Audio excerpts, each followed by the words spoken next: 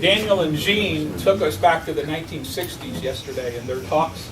We're going to go back a little bit further today, the 1800s, when punch cards were invented.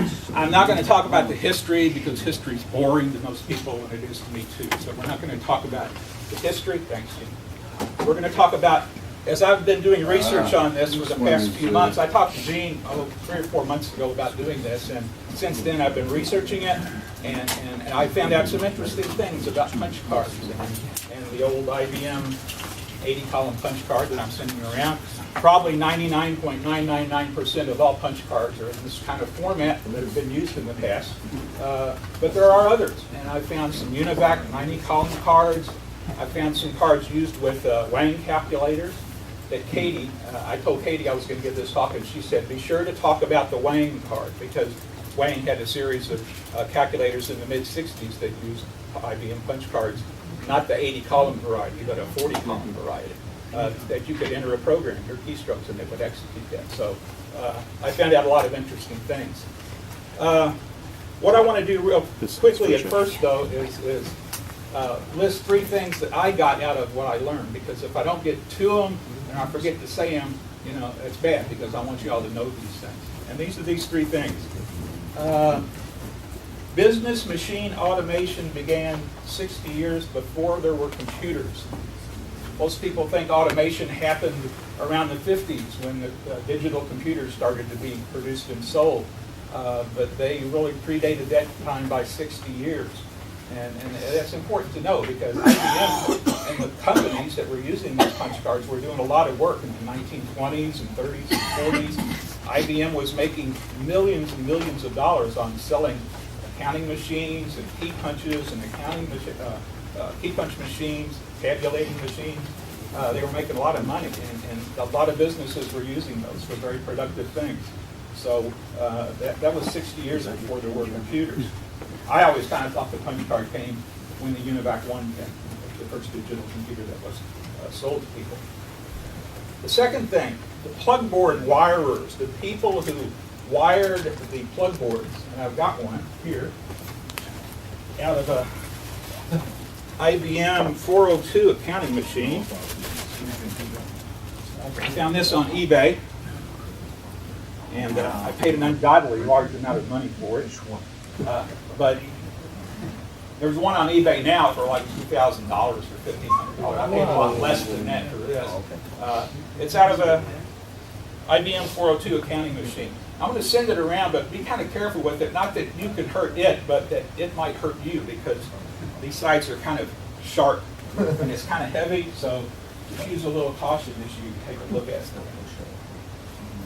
The people who programmed those plug boards, mostly men probably, back in the 20s and 30s and 40s, they were really the first programmers. They were programming before there were programming languages. They were programming by plugging wires into this. And I've got the wires in the back here. Take them out. You program this machine by plugging wires into it and connecting hubs together. I'll send that around with that too. They go together.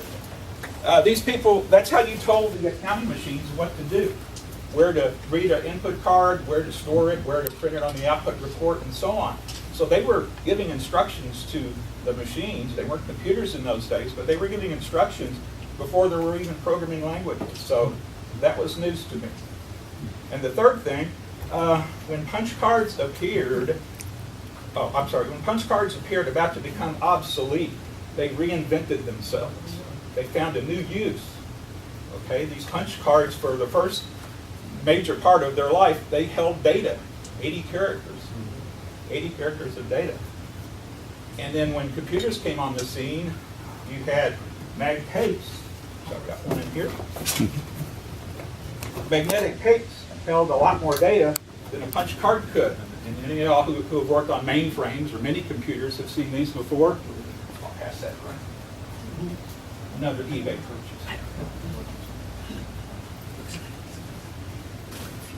So when punch cards, when they looked like they were going to go out of business because computers were coming and computers had tapes that could store millions and millions of bytes instead of 80 bytes at a time on a card, obviously companies were going to go that route and get away from cards. But cards still had a major use after 1950. Does anybody know what that use was?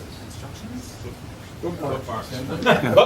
No. ATM receipts. Fortran. COBOL program. Fortran program. Instructions, coding. You program your Fortran program using coding sheets provided by IBM. You key punched them onto these cards, and those cards were input to the computer.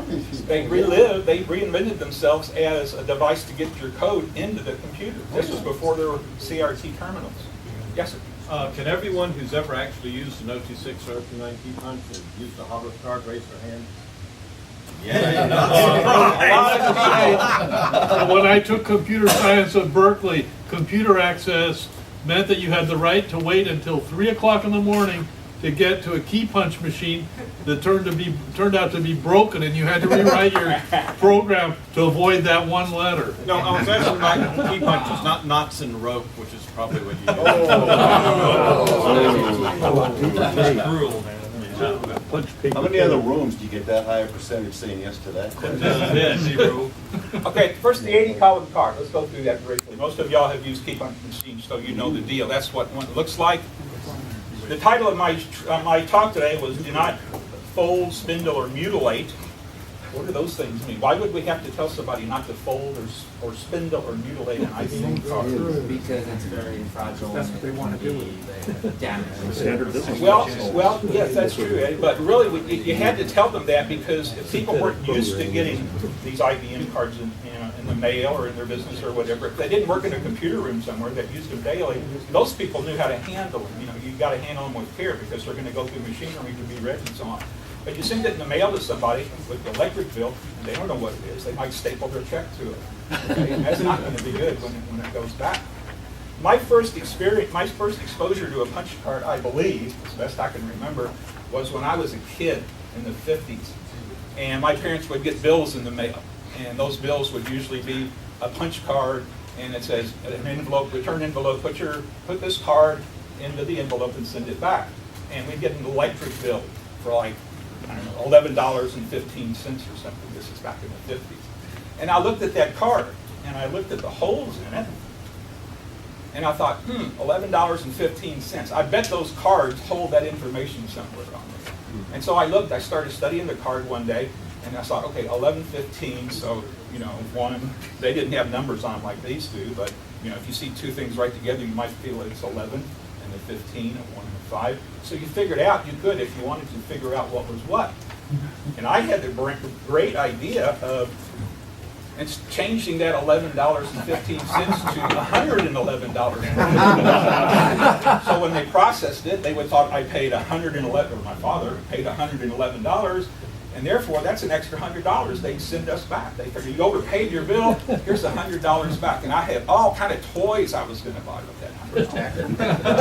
Now fortunately, I must have had some sense in those days too, because I never did that. But I thought, that's what those little holes were for. They told the computer how much money you're paying. So why not take advantage of it?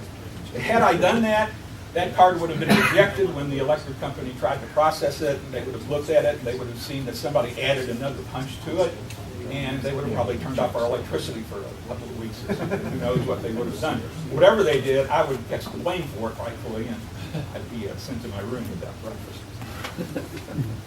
So that was my first exposure to punch cards. The 80-column card, it has two zones at the top called the 12 zone and the 11 zone. And then it has the digits 0 through 9. These zones up here, the 12, the 11, and the 0, are used for printing alphabetic characters, as we'll get to in the next one. We'll show you that. I'm going to pass around some sample cards, Fortran statement, although it doesn't look like a Fortran statement to me. It's on a Fortran card, but it's got a semicolon, and to me that's a Pascal. Take a look at it and see.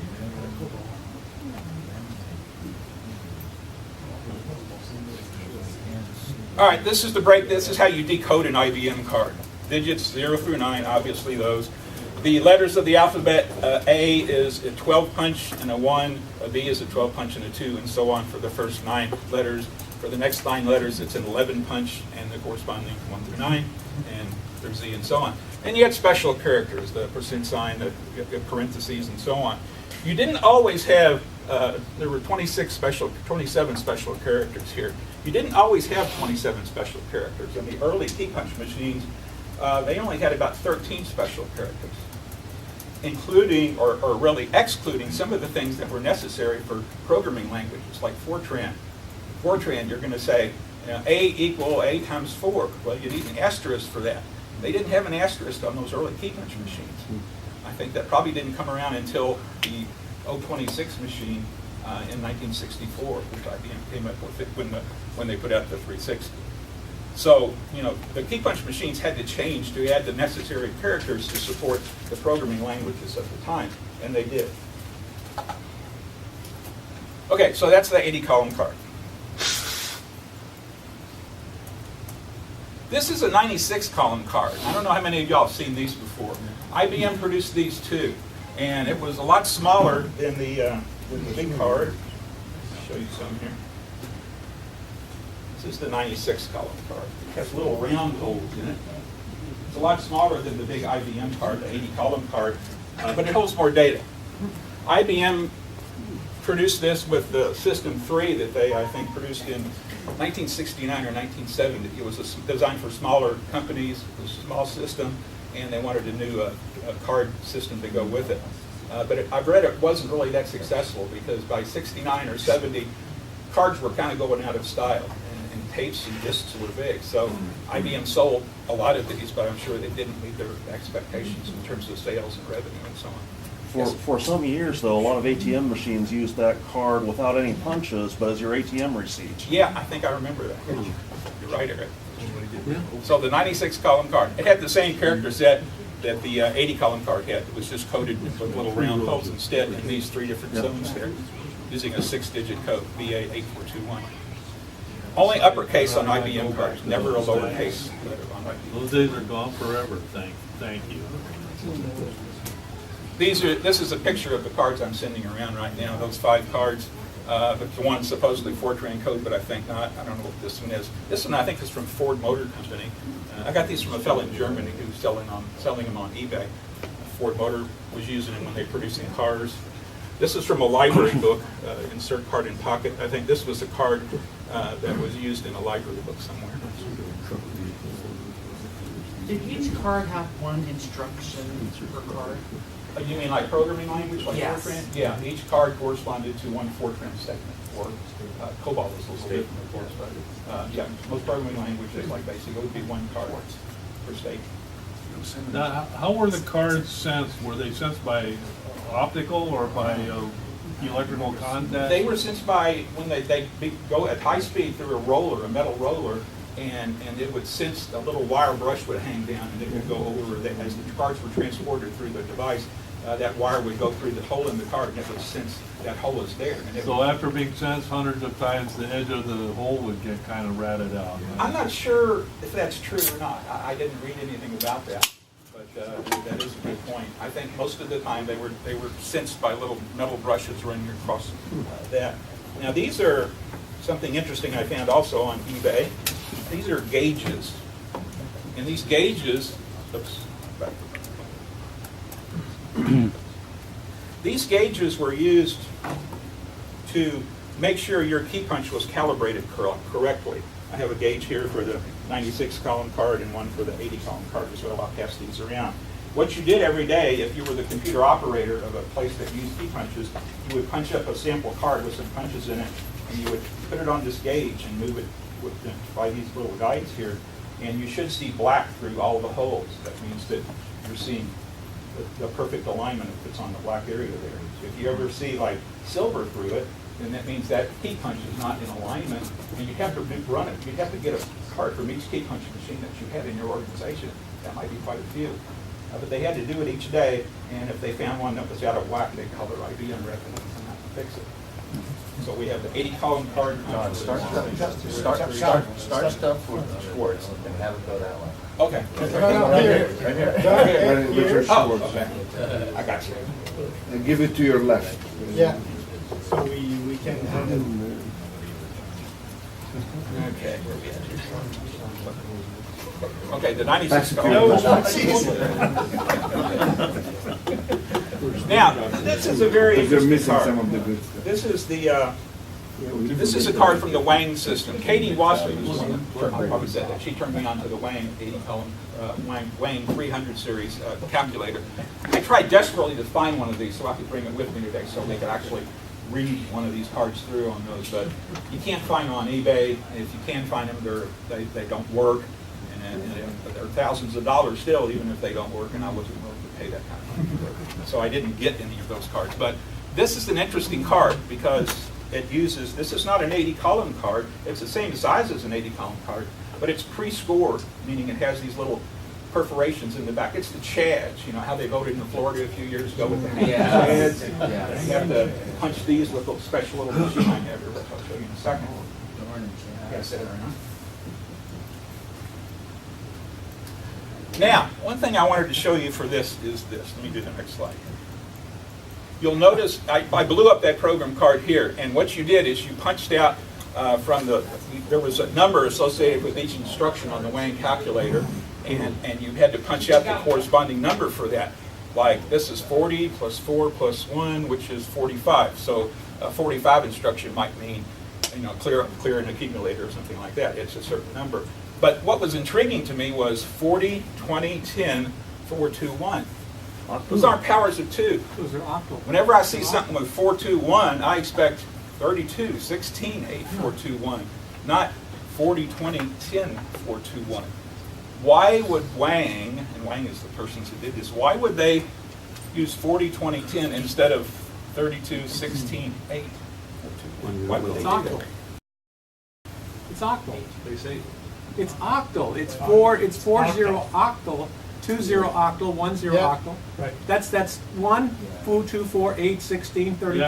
Yeah. Okay, Yeah, you think that's it? Yeah. Everything was an octal before.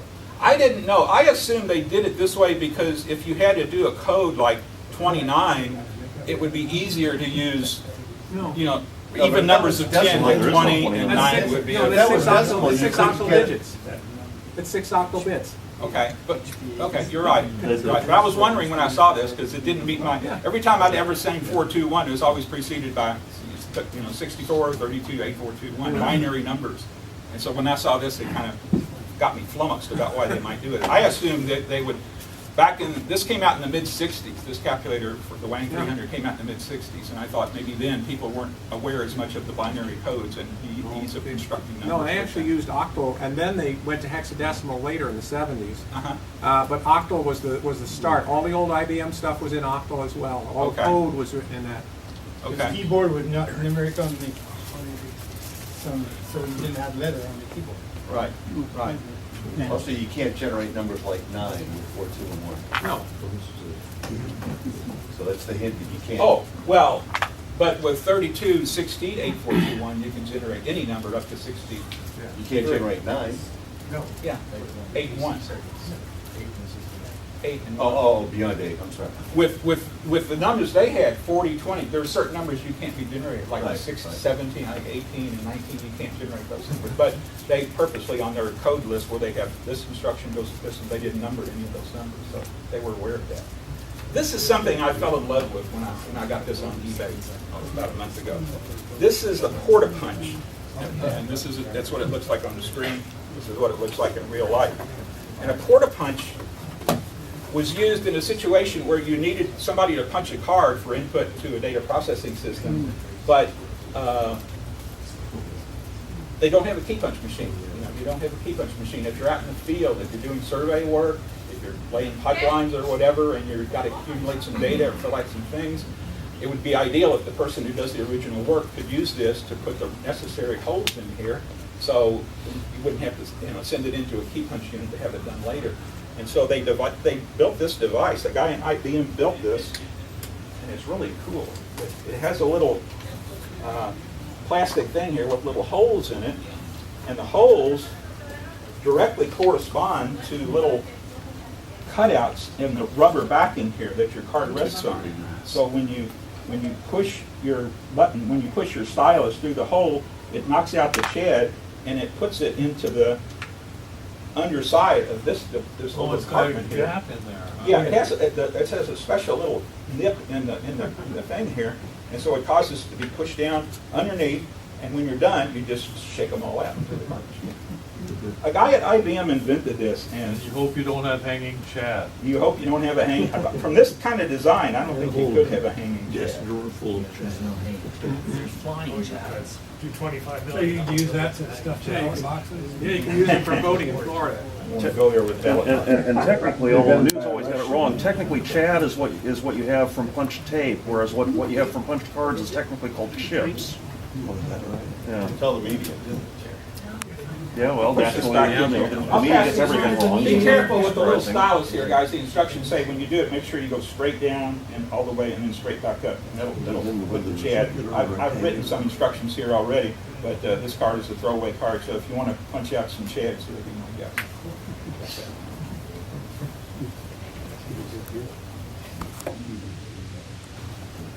Okay, where are we at here? We looked at the quarter punch. The Univac 90-column card. The plastic has the hole in just the right position. The Univac Otherwise, 90-column you might card. poke there, Univac, there. back in the 1910s or 1920s, developed a card with 90 columns. It has 45 columns on the bottom and 45 columns on the top, or 45 characters here, 45 characters here. It still has 12 zones, just like an IBM card does, 12 zones, but it uses round holes instead of little rectangular holes, and it holds more data than an 80-column IBM card would hold. An 80-column IBM card it holds 90 characters. That's the same size of card, but it's oriented differently. Now, with all these holes, what is the chance that it could be shredded while it was being read? Well, I don't know, Namir, but to tell you the truth, Univac eventually quit making these. They bent to IBM's dominance in the field, and they said if we're going to exist with an IBM world and people have key punches, their key punches are going to be punching IBM cards. So Univac originally bought rights to the 80-column card from IBM, and Univac started changing their own key punch machines to put out cards just like IBM did. I know this because I worked at Census Bureau in '74. Census was a Univac shop. They were Univac way back when. But I never saw any key punches at my work site with round holes. They were all IBM formatted. And they had some Univac key punches, and they had a lot of IBM key punches. Univac key punches were better from a programmer standpoint because Univac stored up your code, your letters as you type them, and then when you released the card, when you were done, it then punched the whole card at one time. So you could correct. You can make corrections, right. And an IBM key punch, if you make a mistake, throw the card away and start another one. Yeah. So the Univac was better in that respect. Here. So I can answer that question. The normal card codes used on the 80-column cards, the IBM ones, characters generally did not consist of more than 3 punches in a column. There were Right. exceptions there was a special end of record code, and there were a few other special codes, might be more, but it was not normal practice to have a lot of holes in a single column. Right. Cards were occasionally used to store binary data that they actually did use 1 bit per row and column, and they had to take care, though, to make sure there wasn't a high density of punches with that. If you did have a high density of punches, like if some joker went to the key punch and punched all the holes in every column and fed it through in the deck, that would usually cause a jam, and that was called a lace card. Yeah, the gentleman here told me he did a lace card one time. You ever run it through any equipment? Oh, no. It's like me with I wanted to keep my job. the electric company. I didn't want to get in trouble. Okay, so the Univac card, they had it out for a while. Some of their customers used it, but eventually Univac seceded to IBM's dominance in the field. Okay, this is something I had no idea existed before I did this talk. Mcbee edge-notched cards. That's what it looks like. I have one here. Those things. And if you were in college and you were doing a study with a couple of 100 respondents, you would take this card and you would write some categories on these little cutouts here, and then you would notch the card on a case for a person that met this particular category, like maybe age is between 16 and 20. That's for this little cutout here. So if this person was 17 years old, you would take a special tool that Mcbee had, and you would notch the top of the card.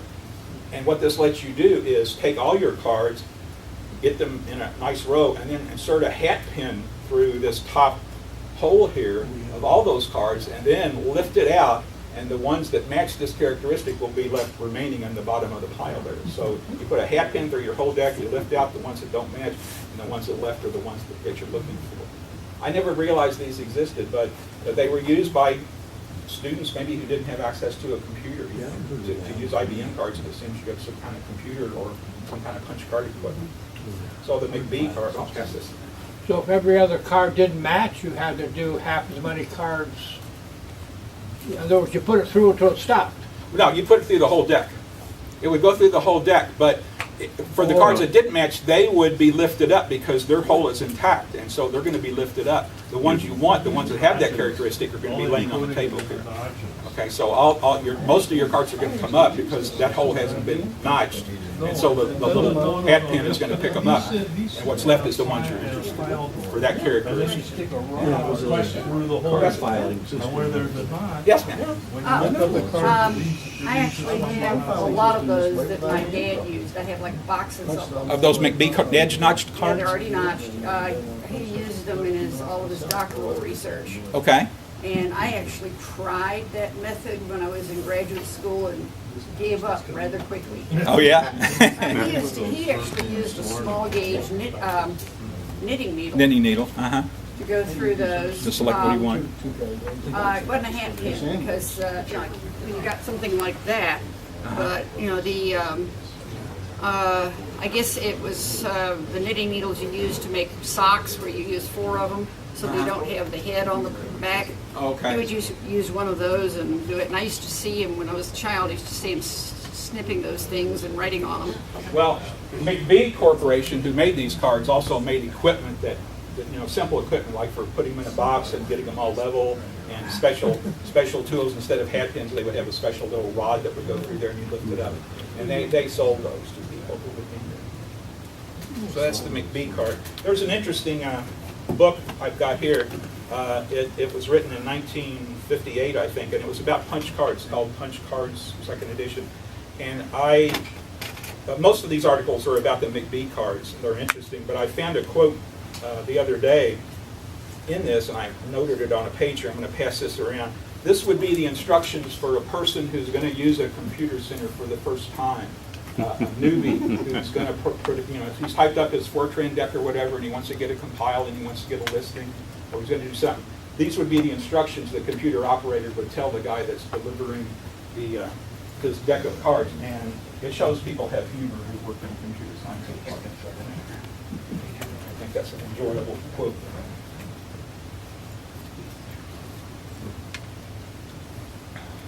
And that's the book I'm passing around.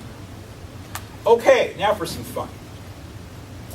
These are 2 scenes from a movie, and I took a picture using my camera of my little Philips DVD player. This is one scene, this is the next scene. This is, how many of y'all remember in 1983 the Korean airliner 007 was shot down by the Russians? Oh, yeah. It was shot down by the Russians, killed 296 people, I believe. It was a huge thing. It turned out that Russia mistook that civilian plane for a U.S. spy plane that was in the area previous to that, but had already gone back to its base. But the Russian radar wasn't that good to know that, so Russian guys probably thought it was the U.S. spy plane they were shooting down.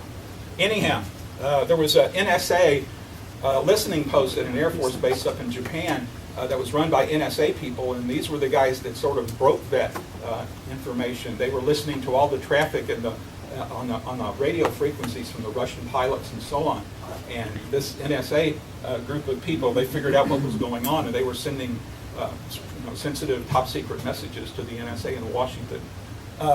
This is a fella who is taking a coding card out of a machine. This is an encryption machine, and what happens is, sort of like in the movie, what was that, the movie with about Alan Turing, I forget. Imitation Game. The Imitation Game, one of my favorites. Remember, every day at midnight, a big bell goes off, and they have to throw away everything they were doing because now it's a new day and a new set of codes. Well, in this listening post at midnight, a little sign lights up, midnight or whatever it is, and the guy, the sergeant or lieutenant, would go to get the new code for the next day. He'd open this little drawer here, take out the IBM card, which is why I'm showing it to you here, the IBM card that supposedly represented the old codes. He'd put the new one in, and and then shut the door. And then the little red message here says destroy all used codes. Destroy all used codes. Now the code was on a little IBM card like this. Raise your hand.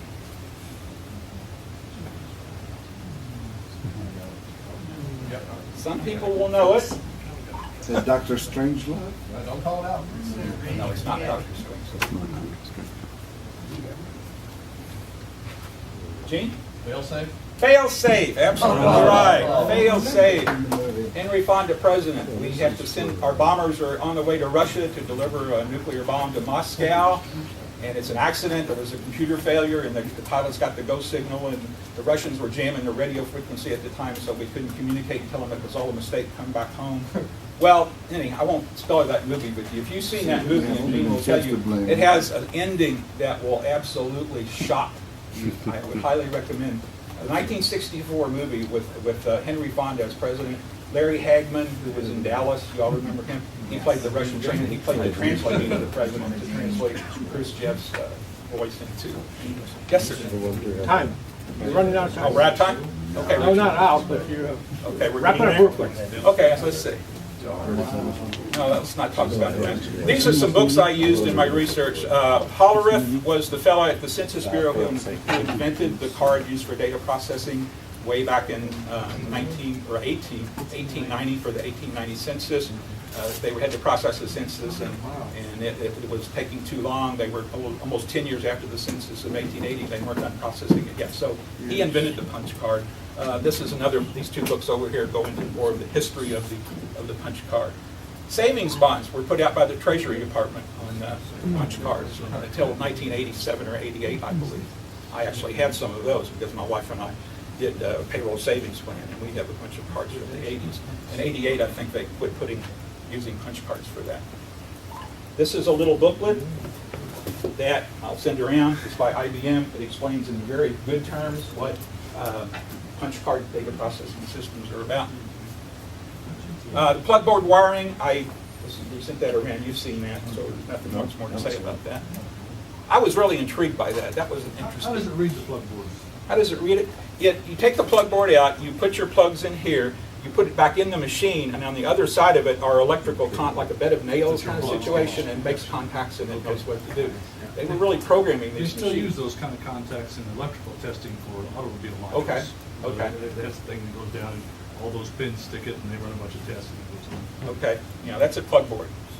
These are manuals that go with that, how to wire that board for various things. Oh, this is from a company out in Texas that, as of 7 years ago, in 2010, they were still using plug boards for their work. Although IBM had retired this equipment years ago, 10 years ago, this company, Sparkler Filters, was still using it.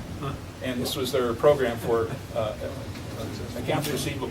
Nothing like squeezing the eagle and squeezing the cord so the eagle flies. And this was the library they had. Instead of having a program library on disk, their program library was stored on these cards, filed along the wall like that. Y2K, we don't need to talk about Y2K other than Y2K really began with punch cards because they used one digit for the month. We have the day, the month, and the year. 21K45. They put the month as a K instead of October or whatever it was. So when you were back in the punch card era, this was during the war, this is General Patton's card, they were abbreviating things even more than, Y2K was big, we used a 2-digit year in a lot of our systems, but that really came from the punch card days, and sometimes they used 1-digit day, 1-digit year, 1-digit year here. Oh, and how do cards reinvent themselves? Let's talk about that and then I'll call it quits.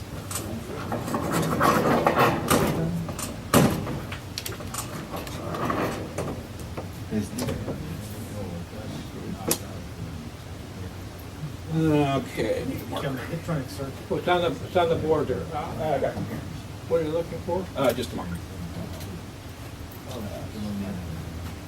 Can we turn this off from on here? You want to open the others? Open the others, we don't see. doors. Yeah, the guys on the left can't see.